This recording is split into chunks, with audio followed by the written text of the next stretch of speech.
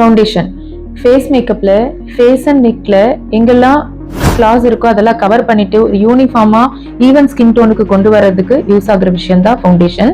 So foundation வந்து sometimes நமக்கு natural skin டோனை மாற்றதுக்கு கூட யூஸ் ஆகும். For example chocolatey tone to milky tone மாற்ற முடியும். ஃபவுண்டேஷன் 4 ஃபார்மேட்ல இருக்கும். Liquid, cream, powder and stick ஃபவுண்டேஷன்ல இருக்கும். அண்ட் அது மட்டும் இல்லாம லைட், மீடியம், ஃபுல் கவரேஜ் அப்படின்னு சொல்லிட்டு 3 கன்சிஸ்டன்சில வரும். ஃபவுண்டேஷன் ஸ்கின் டைப் அண்ட் டெக்ஸ்சரை பேஸ் பண்ணி தான் நம்ம சூஸ் பண்ணணும்.